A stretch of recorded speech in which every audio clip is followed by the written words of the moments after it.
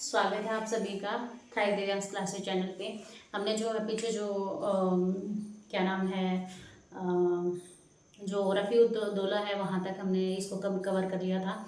हमने कल बताया था कि मैं आपको आगे वंशावली बताऊंगी। तो सबसे पहले मैं वंशावली बता देती हूँ कि औरंगजेब था। औरंगजेब के 5 बेटे थे। कौन कौन से? मुअज्जम, आजम, कामबख्श, अकबर, सुल्तान। ये क्या थे? ये तो इसके पहले ही खत्म हो चुके थे औरंगजेब के, ठीक है, पहले ही मर चुके थे ये तो। अब इसके टाइम पे ये ही जीवित थे, मुअज्जम, आजम और कामबख्श। तो ये आपस में युद्ध करके कौन बनता है राजा? ये बनता है, ठीक है, फर्स्ट ये बनता है। इसके डेथ के बाद में ये बनता है। फिर उसके बाद में इनकी जब मृत्यु हो जाती है। इनके मृत्यु कब होते हैं? ये 1707 से 1712 तक शासन करते हैं। फिर इसके बाद में जो है इनकी डेथ हो जाती है, तो आपस में इनमें उत्तराधिकार का युद्ध होता है। तो ये भी मतलब डेथ हो जाती है इनकी भी, और ये शासक बनता है। ये 1712 से 1713 तक जो है शासन करता है। फिर इसका जो है फायदा कौन उठाता है? ये उठाता है, और ये इसको मतलब क्या करता है? युद्ध में हरा देता है। और युद्ध में हराने के बाद में खुद क्या बनता है? शासक बनता है, और ये शासन करता है 1713 से 19 तक, ठीक है। फिर क्या होता है? सैयद बंधुओं की सहायता से बनता है। फिर सैयद बंधु जो है वो क्या करते हैं? वो जब ये 1719 में इसकी डेथ हो जाती है, तो उसके बाद में जो है रफ़ी शान के बेटे होते हैं रफ़ी दर्जात, इनको शासक बनाते हैं। मतलब सेकंड कौन होता है? ये थर्ड ये। फिर उसके बाद में ये बनता है। ये भी 3 महीने ही शासन कर पाता है, ठीक है, 1719 फरवरी से जून तक, ठीक है, फरवरी से जून तक 1719 में ही। फिर उसके बाद में इसकी भी डेथ हो जाती है, तो ये बनता है 5th नंबर पे। और ये कब करता है? ये जून से लेके सितंबर तक, सितंबर 1719 तक, ठीक है, सितंबर 1719 तक। फिर क्या होता है कि सैयद बंधु जो है इसके बाद में किसको बनाते हैं? इसको बनाते हैं 6 नंबर पे रोशन अख्तर, मोहम्मद शाह फर्स्टी, रोशन जहां भी बोलते हैं, जिसको रंगीला बादशाह भी कहा जाता है। फिर इसके बाद में जो है कौन बनता है? इसके बाद में मैं एक बार यहाँ पे बता देती हूँ, आपको बाद में करवा दूंगी। इसके बाद में कौन बनेगा? अहमद शाह बनेगा, ठीक है। इसका शासन जो है वो कितना रहेगा? इसका शासन रहेगा 1719 या 20 मान के चलो से 1748, ठीक है, 1748। फिर अहमद शाह जो है 1748 से 1754 तक, ठीक है। फिर उसके बाद में कौन बनेगा? उसके बाद में इसको बनाया जाएगा, ठीक है। ये हमारे 6 7वें नंबर पे, ये 8वें नंबर पे आलमगीर बनेंगे 1754 से लेके 1761 कुछ है शायद इतना। फिर उसके बाद में जो है कौन बनेगा? उसके बाद में बनेगा हमारा शाह आलम सेकंड बनेगा। शाह आलम सेकंड के बाद में कौन बनेगा? अकबर शाह सेकंड बनेगा। सॉरी, इसके बाद में जो है ये बीच में एक बार शाहजहाँ तृतीय उसको भी बनाते हैं, ठीक है। ये आलमगीर 54 तक है। फिर ये बनते हैं आलमगीर फर्स्ट। आलमगीर फर्स्ट के बाद में जो है किसको बनाते हैं? इनको बनाते हैं 9 नंबर पे, लेकिन इनको मानते नहीं है बाद में, फिर इनको माना जाता है, तो फिर ये बनते हैं, ठीक है। और इनके बाद में ये बनते हैं, और इनके बाद में ये बनते हैं। तो ये इनकी वंशावली रहेगी क्रमानुसार। और आप भी एक बार नोट कर लीजिए, अगर आपको नोट करनी है तो बाय द वे अपना स्क्रीनशॉट ले लीजिए अगर आपको करनी है तो। ये इनकी वंशावली रहेगी इस टाइप से, और ये ऐसे ऐसे जो है राजा बनेंगे। अब हमने जो बात कर ली थी वो हमने फर्रुखशियर तक बात कर ली थी, और हम आगे जो है सॉरी फर्रुखशियर के बाद में हमने रफ़ीउद्दर्जात भी पढ़ लिया था, रफ़ीउद्दौला भी पढ़ लिया था। अब हम आ गए थे रोशन अख्तर पर, ठीक है, मोहम्मद शाह फर्स्ट। अब क्या होता है कि मोहम्मद शाह फर्स्ट जो है वो राजा बनता है। कब बनता है? सैयद बंधुओं की सहायता से ये बनता है 1719 में, ठीक है, और 1748 तक इसका शासन रहता है। तो क्या होता है कि जब ये शासन बनते ही किसके बेटे थे? ये जानसान के बेटे थे, ठीक है, ये जानसान के बेटे थे रोशन जहाँ, और इनको रंगीला बादशाह भी कहा जाता है। और मोहम्मद शाह के कहने पर इसने क्या किया था? जो चिनकलिज खान है, जो चिनकलिज खान जो दक्षिण का जो निजाम बनता है, चिनकलिज खान जिनको निज़ामुल मुल्क के नाम से भी जाना जाता है, उसके कहने पर एक दुरानी ग्रुप का होता है हैदर खान होता है, या शायद हाँ हैदर खान होता है। उनसे क्या करते हैं? जो सैयद हुसैन अली खां है, हुसैन अली खां की क्या करवा देते हैं? हत्या करवा देते हैं उनसे कह के। तो इस बात का जब पता सैयद अब्दुल्ला को पता चलता है, तो वो क्या करते हैं? वो जो मोहम्मद, ये इनका भाई है ना मोहम्मद इब्राहिम, इनको राजा बनाना चाहते हैं, तो इनको राजा बनाना चाहते हैं, लेकिन ये इनकी चलने नहीं देते। फिर इनकी चलने नहीं देते तो क्या करते हैं, इनको भी क्या करते हैं, सैयद अब्दुल्ला खां को भी कैद कर लेते हैं 1720 में, और 1720 में कैद कर लेते हैं। और 1722 में जो सैयद अब्दुल्ला खां थे उनको 1722 में विष देकर जो है उनकी भी डेथ करवा देते हैं। फिर क्या होता है कि 1722 में उनकी डेथ हो जाती है। फिर क्या होता है कि जैसे अलग अलग जो प्रांत बने हुए थे, बंगाल, बिहार, उड़ीसा, अवध, इधर जो राजपूत राज्य थे और राजपूत राज्य थे, रुहेल, फर्रुखाबाद, भरतपुर, मथुरा, ये सारे के सारे क्या है, ये सारे राज्य जो है वो स्वतंत्र होने लग जाते हैं। सारे के सारे प्रांत जो है वो क्या होने लग जाते हैं, स्वतंत्र होने लग जाते हैं।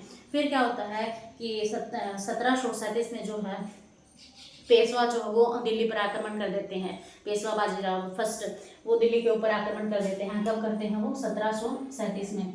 1737 में आक्रमण कर देते हैं और उसमें जो मोहम्मद शाह है वो क्या है, वो हार जाता है और कुछ रुपए, जिसमें 13 लाख रुपए नगद और मालवा की सूबेदारी लेने के लिए क्या करते हैं, डिमांड करते हैं। तो उस टाइम तो मोहम्मद शाह जो है वो हाँ भर लेते हैं देने के लिए कि हाँ ठीक है हम दे देंगे। तो वो मान के वापस जा रहे होते हैं। जब वापस जा रहे होते हैं तो वो जो मराठा वापस जा रहे होते हैं, तो उन मराठाओं के पीछे जो है मोहम्मद शाह क्या करता है, जो अपना जो निज़ाम था, वजीर बना रखा था निज़ामुल मुल्क चिंगलेज खां, उसको जो है पीछे भेजता है युद्ध करने के लिए।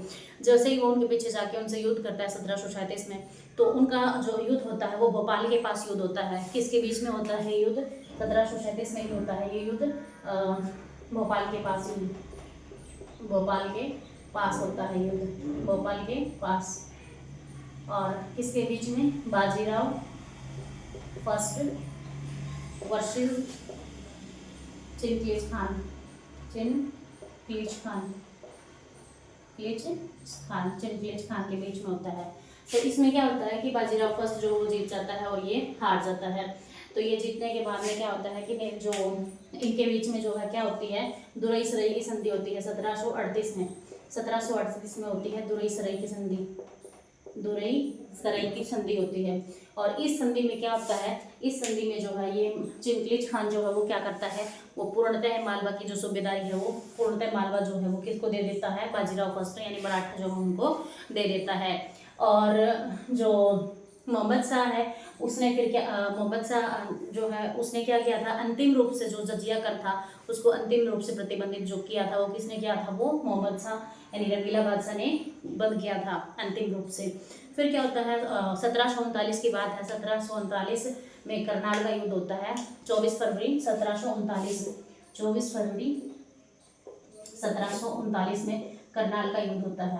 किसके बीच में होता है ये युद्ध, करनाल का युद्ध? ये होता है नादिर, फारस का शासक होता है नादिर शाह वर्सेस मोहम्मद शाह, जिसमें मोहम्मद शाह जो वो हार जाता है। लगभग 3 घंटे के अंदर ही ये मतलब जीत हो जाता है और नादिर शाह इसमें जो है जीत जाता है। नादिर शाह के आक्रमण के बारे में हम अलग से पढ़ेंगे ताकि अच्छे से समझ में आ जाएगा। अब बस यहाँ पे इतना ही पढ़ लो आप कि 1739 में जो है ये आक्रमण करता है और इसमें ये विजयी हो जाता है, जीत जाता है। कि क्या लेके गया, क्या कुछ यहाँ से लेके गया और क्या नहीं, ये हम जब इसका आक्रमण अलग से पढ़ेंगे। इसी के बाद में जस्ट ये टॉपिक कंप्लीट हो जाएगा, इसके बाद में मैं करवा दूंगी और अच्छे से समझ में आ जाएगा आपको। तो ये हम अलग से पढ़ेंगे। अभी यहाँ पे यही पढ़ो कि आक्रमण करता है और आक्रमण में ये जो है क्या है, जीत जाता है। फिर क्या होता है कि 1745 की बात होती है, पंजाब की बात है। पंजाब में पंजाब का सूबेदार होता है जकारिया खां। तो जकारिया खां जब सूबेदार होता है तो उसकी मृत्यु हो जाती है 1745 में। जब उसकी मृत्यु हो जाती है तो उसका बड़ा बेटा होता है याया खान। तो वैसे तो अगर बात की जाए तो बड़ा बेटा ही सूबेदार बनना चाहिए, लेकिन जो छोटा बेटा होता है शाहनवाज खां, उसके मन में थोड़ी सी गद्दारी आ जाती है। तो वो चाहता है कि मैं सूबेदार बनूं। तो इस वजह से वो क्या करता है, अपने बड़े भाई के साथ में याया खां के साथ में युद्ध करता है और उस युद्ध में जीत भी जाता है और खुद क्या करता है, खुद जो है वो सूबेदार बन जाता है और याया खां को कैद कर लेता है। लेकिन जो दिल्ली का जो वजीर होता है कमरुद्दीन, वो जो है पंजाब का सूबेदार मानने से मना कर देता है। किसको? जो शाहनवाज खान है उसको सूबेदार मानने से मना कर देता है। क्यों कर देता है? क्योंकि जो यहिया खान था वो उसके मतलब एक तरीके से उसका क्या था, वो जमाई था, क्योंकि उसने अपनी बेटी की शादी जो है विवाह जो किसके साथ कर रखा था, यहिया खान के साथ कर रखा था। इसलिए वो मानने से मना कर देता है कि नहीं भाई, हम तो यहिया खान को ही मानेंगे, सूबेदार आपको नहीं मानेंगे। मतलब जो एक पैटर्न फॉलो करते हैं कि बड़ा बेटा ही हमेशा सूबेदार बनता है, राजा बनता है, तो उसी हिसाब से जो है बड़ा बेटा वही है और उसी को ही मानेंगे, आपको नहीं मानेंगे। तो ये जो है फिर क्या करता है शाहनवाज खां, फिर जो अहमद शाह अब्दाली है उसको निमंत्रण भेजता है। उस टाइम तक जहाँ क्या होता है कि जो नादिर शाह होता है वो उसकी डेथ हो चुकी होती है, और नादिर शाह का सेनापति होता है वो अहमद शाह अब्दाली, वो उसका क्या बनता है, अगला उत्तराधिकारी बनता है। तो उसके पास जो है ये निमंत्रण भेज देता है कि भैया ऐसे ऐसे यहाँ पे धन है वगैरह है, और आप यहाँ पे आके आक्रमण करो और मैं आपका साथ दूंगा। तो ये ऐसे करके बुला तो लेता है, लेकिन फिर दिल्ली के वजीर कमरुद्दीन और इसके बीच में ऐसे बात हो जाती है कि भाई मैंने उसको बुला लिया है आक्रमण के लिए, और अब आप देखो मानो या ना मानो। तो ये इन दोनों में फिर आपस में मतलब बातें हो जाती हैं। तो ये फिर जो है उनका साथ नहीं देता। तो जैसे ही 1747 में जो अहमद शाह अब्दाली है आक्रमण करता है, तो उस आक्रमण में क्या होता है कि ये साथ नहीं देता और शाहनवाज का जो है हार जाता है। फिर क्या होता है कि अहमद शाह अब्दाली जो है आगे बढ़ता है और मच्छीवाड़ा के समीप जो है मानपुर में युद्ध होता है दिल्ली के पास। दिल्ली से जो है मोहम्मद शाह का बेटा था अहमद शाह, वो आके उनके साथ में युद्ध करता है। तो उसमें अहमद शाह के जो है जीत जाते हैं और अहमद शाह जो अब्दाली है वो हार जाता है और हार के वापस चला जाता है। फिर क्या होता है कि मोहम्मद शाह जो रंगीला है, मोहम्मद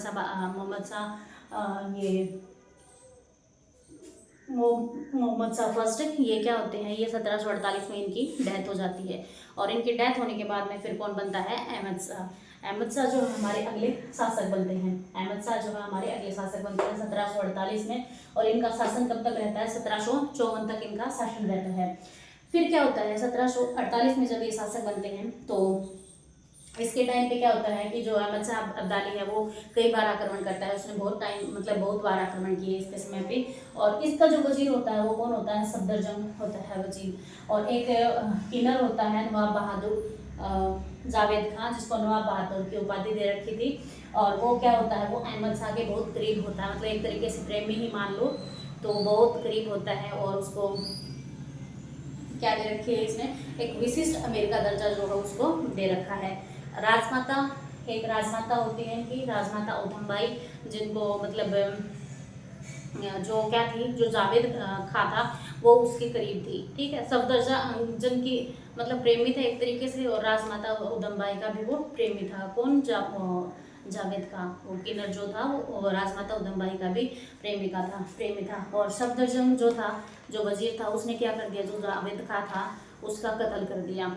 तो राजमाता उधमबाई जो है उसको मतलब बहुत आघात पहुंचा, और उसको जो है उपाधि दे रखी थी, बिलाए आलम की उपाधि दे रखी थी। तो राजमाता जो वो प्रशासनिक कार्य थे उनमें मतलब क्या करती थी, हस्तक्षेप करती थी जो प्रशासनिक कार्य थे उनमें। और राजमाता का जो भाई था मान था, उसको उपाधि दे रखी थी, मुतकाद दौला की उपाधि दे रखी थी। इधर क्या होता है कि फिर इमादुल मुल्क और मराठा सरदार जो है सफदरजंग की जगह जो है वो राजमाता जो है इमादुल मुल्क और मराठा सरदारों से सहायता लेती है। और सफदरजंग की जगह जो है क्या करती है, जो इमादुल मुल्क है उसको वजीर बना देती है। उसको वजीर बनाने के बाद में क्या करती है कि जो इमादुल मुल्क है उसकी सहायता से क्या करती है, जो नेक्स्ट जो होता है आलमगीर फर्स्ट, जो जहां शाह का बेटा होता है अजीजुद्दीन, उसको जो है आलमगीर फर्स्ट के नाम से, जो आलमगीर जो किसकी है, औरंगजेब की उपाधि है, उसके नाम से जो है शासन करता है, उसको क्या बना देती है, शासक बना देती है, अगला राजा बना देती है। और जो ये जो अहमद शाह होता है, अहमद शाह को क्या करते हैं, अहमद शाह को इमादुल मुल्क की सहायता से अंधा करके और इनको सलीमगढ़ जो है उसकी जेल में डाल दिया जाता है। अहमद शाह को सलीमगढ़ की जेल में डाल दिया जाता है। और फिर क्या होता है कि जैसे ही ये राजा बनता है अजीजुद्दीन आलमगीर फर्स्ट के नाम से, तो इमादुल मुल्क क्या करता है, क्योंकि अभी शासन कौन कर रहा है, इमादुल मुल्क के हाथों में ही है शासन को, वजीर कर रहे हैं, वजीरों की सहायता से तो ये राजा बन रहे थे। तो वजीर कौन का है, इमादुल मुल्क। इमादुल मुल्क क्या करता है, जो राजमाता थे उदमबाई, अब उसका प्रशासनिक कार्यों में हस्तक्षेप था, तो वो भी क्या करता है, राजमाता उदमबाई को क्या करता है, कैद करवा देता है, कैद करवा के उसको जेल में डलवा देता है। फिर इस तरह से जो है ये इसका शासन खत्म होता है। और आलमगीर जो सेकंड है, आलमगीर सेकंड कौन था, Alamgir second, sorry Alamgir first तो औरंगजेब था, तो आलमगीर सेकंड है ये, ठीक है। आलमगीर सेकंड अजीजुद्दीन जो अगला शासक बनता है। और ये जो है शासन कब तक करता है, 1754 से 1759 तक जो है ये शासन करता है। तो नेक्स्ट जो हम पढ़ेंगे, इसके बाद में कितने शासक रहेंगे, इसके बाद में 1 2 3 मतलब 3-4 ही शासक रहेंगे, इनके बारे में कल हम कंप्लीट कर लेंगे। और ये हमारी क्लास कैसी रहेगी, ये क्लास मैंने थोड़ा जल्दी में कराया है कि थोड़ा चलो टॉपिक करवा देते हैं, आपको पसंद आएगी तो बता देना, और कैसी लगी क्लास कमेंट करके ज़रूर बताना। और मैंने वंशावली को समझाने का प्रयास किया है पूरा का पूरा, मैंने इसलिए इसको रफ नहीं किया ताकि आपको अच्छे से समझ में आ जाए। अगर आपको क्लास अच्छी लगे तो इसको लाइक करना, शेयर करना, सब्सक्राइब करना चैनल को। Thank you.